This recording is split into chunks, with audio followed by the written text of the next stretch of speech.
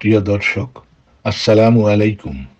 আপনারা অনেকেই হয়তো শুনেছেন, সম্প্রতি আমেরিকার সংসদে সিনেটর বার্নি স্যান্ডার্স একটি অত্যন্ত যুগান্তকারী ভাষণ দিয়েছেন।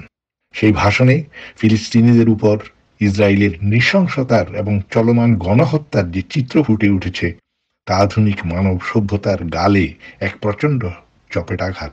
এটি মানুষের ইতিহাসে চরম ব্যর্থতার এক কলঙ্কিত অধ্যায় হয়ে থাকবে। এই ভিডিওতে আমরা সেই ভাষণটি বাংলায় পরিবেশন করছি।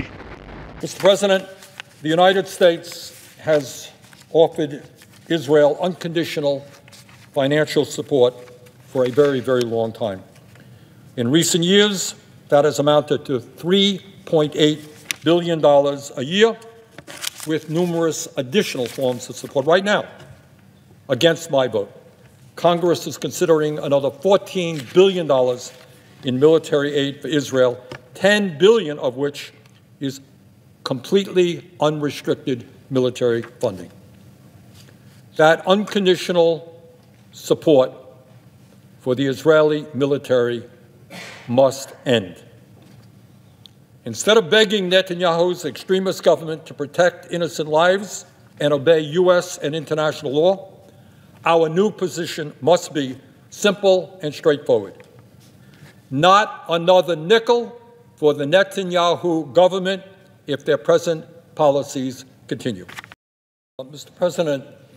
Mr. President, ইরান সম্প্রতি ইসরায়েলে কয়েকশো ড্রোন ও ক্ষেপণাস্ত্র নিক্ষেপ করেছে। সৌভাগ্যবশত এতে কোনো প্রাণহানি ঘটেনি। এই হামলা ছিল দামেস্কে তাদের কনসুলেটে 1 এপ্রিল ইসরায়েলের বিমান হামলার প্রতিক্রিয়া, যাতে 7 ইরানি কর্মকর্তা নিহত হয়। এই সংঘাত যাতে মারাত্মক আঞ্চলিক যুদ্ধে পরিণত না হয়, সেটা নিশ্চিত করতে সাধ্যমতো চেষ্টা করার জন্য আমি প্রেসিডেন্ট বাইডেনকে সাধুবাদ জানাই। ইসরায়েল ইরান সংকটের দিকে মনোযোগ দিতে গিয়ে গাজায় এখন যে অভূতপূর্ব মানবিক বিপর্যয় ঘটছে, তা যেন আমাদের নজর এড়িয়ে না যায়।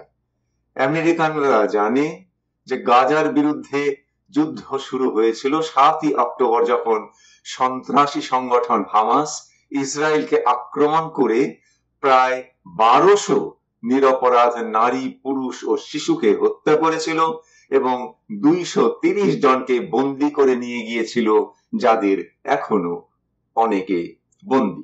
আমি মনে করি ইসরায়েলের অধিকার আছে আত্মরক্ষার ও এই আক্রমণের জবাবে হামাসকে আক্রমণ করার, কিন্তু আমি বিশ্বাস করি পুরো ফিলিস্তিনি জনগণের বিরুদ্ধে যুদ্ধে নামার অধিকার ইসরায়েলের নেই, যা নেতানিয়াহু সরকার করছে।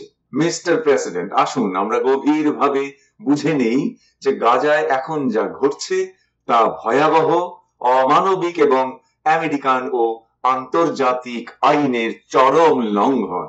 এটা করছে চরম ডানপন্থী ও ধর্মীয় মৌলবাদী ইসরায়েলি সরকার।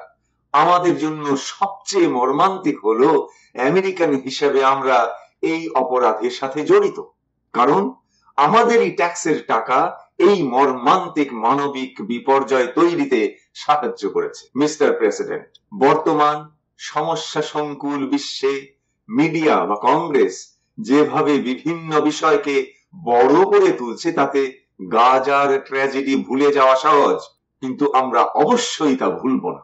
গাজায় দরিদ্র প্রায় 2.2 মিলিয়ন লোকের বাস।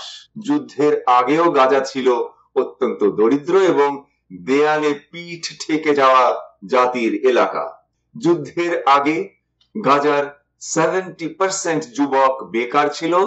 যুদ্ধ শুরু হওয়ার পর 33,000 ফিলিস্তিনি নিহত এবং 77,000 আহত হয়েছে।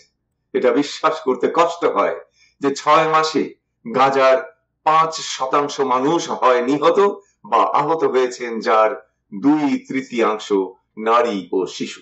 যুদ্ধ শুরুর পর থেকে গাজাতে 70% লোকের বেশি তাদের বাড়িঘর থেকে বিতাড়িত হয়েছে। আবারও বলছি, জনসংখ্যার 3/4 তাদের বাড়িঘর থেকে বিতাড়িত হয়েছে। এদেরকে ধাক্কা দিয়ে বের করে দেওয়া হয়েছে। তারা কোথায় ঘুমাতে যাচ্ছে তা জানে না। এদের অনেকেই শিশু, তারা জানে না তারা কখনো ফিরে আসতে পারবে কি না। গাজার 60% বেশি বাড়িঘর ক্ষতিগ্রস্ত বা ধ্বংস হয়েছে, স্বাস্থ্যসেবা ধ্বংস হয়েছে। যুদ্ধের আগে গাজায় 36টি হাসপাতাল ছিল, এখন মাত্র 11টি আংশিক চালু আছে। হাজার হাজার আহত এবং কয়েক লক্ষ অসুস্থ মানুষ থাকা সত্ত্বেও হাসপাতালগুলোতে ক্রমাগত আক্রমণে 400 জনেরও বেশি স্বাস্থ্যকর্মী নিহত হয়েছেন। গাজা থেকে ফেরা কয়েকজন আমেরিকান ডাক্তারের সাথে আমি কথা বলেছি। তারা সেখানে বিদ্যুৎ, বিশুদ্ধ পানি বা চিকিৎসা সরঞ্জামের ঘাটতির ভেতরে জনাকীর্ণ হাসপাতালে ঘন্টার পর ঘন্টা কাজ করার কথা বলেছেন। তাদেরকে অ্যানেস্থেসিয়া ছাড়াই অস্ত্রোপচার করতে হয়েছে, এমনকি শিশুদের উপরেও। তাদেরকে মেডিকেল গজ জীবাণুমুক্ত করে দ্বিতীয়বার ব্যবহার করতে হয়েছে। এমন অমানবিক ও বিপজ্জনক পরিস্থিতিতে সন্তান প্রসব করতে হয়েছে হাজার হাজার মাকে। এতে দুঃস্বপ্নের মতো গর্ভপাতের সংখ্যা বেড়েছে। 3টি পানির পাইপলাইনের মাত্র একটি চালু আছে। বিশুদ্ধ পানি মারাত্মকভাবে কম। গাজার রাস্তা দিয়ে পয়ঃ নিষ্কাশন বয়ে যাওয়ার ফলে ছড়িয়ে পড়ছে রোগ। এই মুহূর্তে গাজায় বিদ্যুৎ নেই। 12টি বিশ্ববিদ্যালয়ের প্রত্যেকটি হয় ক্ষতিগ্রস্ত কিংবা ধ্বংস হয়ে গেছে। প্রাথমিক ও মাধ্যমিক স্কুলগুলো সম্পূর্ণভাবে ব্যাহত হয়েছে। 6 লক্ষাধিক শিশু শিক্ষা বঞ্চিত। এবং মিস্টার প্রেসিডেন্ট, এই ভয়ঙ্কর অবস্থার আরো মারাত্মক চিত্র তুলে ধরেছে এই ফটোগ্রাফ। লক্ষ লক্ষ ফিলিস্তিনি শিশু অনাহারে আছে। মাঝে মাঝে পাওয়া ত্রাণ সামগ্রী বা পশুদের খাবার খেয়ে গাজার জনগণ প্রতি মুহূর্ত শুধু বেঁচে থাকার সংগ্রাম করছে। এমনকি যেখানে ক্রমাগত সাহায্য বিতরণ করা হয়, সেই রাফাতেও মানুষ খাদ্য ও পানি সহ মৌলিক সরবরাহের নিদারুণ সংকটে রয়েছে। উত্তরাঞ্চলে পরিস্থিতি আরো ভয়াবহ। সেখানে অপুষ্টি ও পানি শূন্যতায় অন্তত 28টি শিশু মারা গেছে, কিন্তু প্রকৃত সংখ্যা তার চেয়ে আরো বেশি। আবারও বলছি, এই মুহূর্তে লক্ষ লক্ষ শিশু ভয়াবহ মৃত্যু ঝুঁকিতে আছে। এই মর্মান্তিক পরিস্থিতি ত্রাণ সামগ্রীর ওপর ইসরায়েলের নিষেধাজ্ঞার ফল। এটা বিতর্কের বিষয় নয়, এটা একটি সুস্পষ্ট বাস্তবতা যা বহু মানবিক সংস্থা বারবার উল্লেখ করেছে। খোদ ইসরায়েলি নেতারা তা স্বীকার করেছেন। যুদ্ধের শুরুতে ইসরায়েলের প্রতিরক্ষা মন্ত্রী বলেছিলেন, আমরা মানব পশুদের সাথে যুদ্ধ করছি। বিদ্যুৎ থাকবে না, খাবার থাকবে না, জ্বালানিও থাকবে না, সবকিছু বন্ধ। ইসরায়েলি বিমান হামলায় 6 মাসে 200 জনেরও বেশি মানবিক সহায়তা কর্মী নিহত হয়েছেন। এর প্রতিক্রিয়ায় মার্কিন ও আন্তর্জাতিক সম্প্রদায়ের পদক্ষেপ ছিল সঠিক। গাজাতে বিমান ড্রপিং সরবরাহ এবং বন্দর নির্মাণ, যাতে লোকেরা খাবার পায়। মিস্টার প্রেসিডেন্ট, মার্কিন মানবিক সহায়তা রোধ অত্যন্ত নোংরা কাজ ও মার্কিন আইনেরও লঙ্ঘন। এমন কোন দেশকে আমেরিকা সাহায্য করবে না যে দেশ প্রত্যক্ষ বা পরোক্ষভাবে আমেরিকার মানবিক সহায়তা পরিবহন বা বিতরণকে নিষিদ্ধ বা সীমাবদ্ধ করে। ইসরায়েল ঠিক এটাই করেছে।